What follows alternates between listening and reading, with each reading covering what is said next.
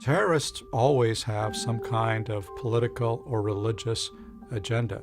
Obviously, by definition, an extreme agenda if they're willing to kill in order to propagate it. Terrorists are very weak by definition.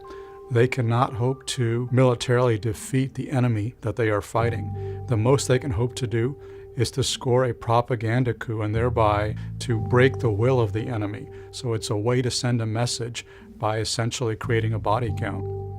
Terrorism is almost impossible to imagine without the mass media.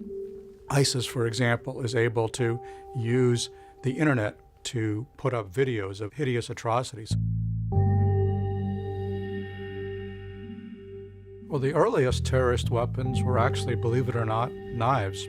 That was the favorite weapon of the Sicarii. In fact, Sicarii means daggermen. Those were the Jewish terrorists in first century Judea who terrorized Romans and their sympathizers.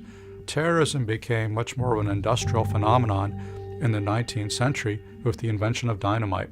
That was the preferred weapon of the anarchists who would set off bombs in crowded cafes in cities like Paris or Barcelona. Then you move forward to the 1950s, 60s, and 70s, where I would say the characteristic weapon of the terrorist is the AK-47 that even became part of the flag of Hezbollah. More recently, in the last several decades, I would say the dominant terrorist weapon has been, unfortunately, the car bomb, often driven by a suicide bomber into a crowd of people. Jihadists have become the dominant terrorists since 1979. In the 1980s, you saw the formation of groups such as Al-Qaeda. You really saw the Middle East becoming the epicenter of terrorism, and driven primarily by Palestinian groups, especially the PLO, which suddenly saw terrorism as their ticket to statehood and the way to get the world to pay attention to their grievances.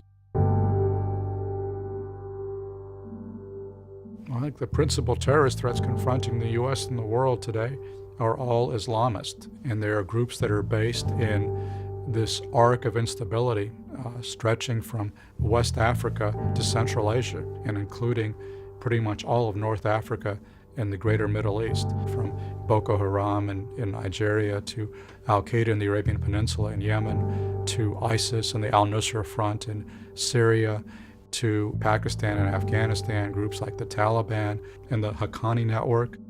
The internet allows terrorists not only to publicize their atrocities, but also to recruit, to organize, to train. So it's a much more capable medium for terrorist organizations than television ever was.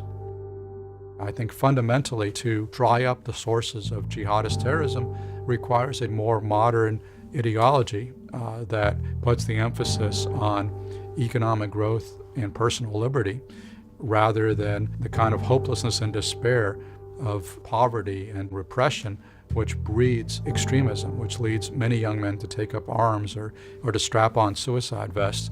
The answer to the problem of Islamist terrorism is a transformation in the Muslim world, but that's going to be a decades-long, maybe a centuries-long project, and we're only going to be able to influence that at the margins.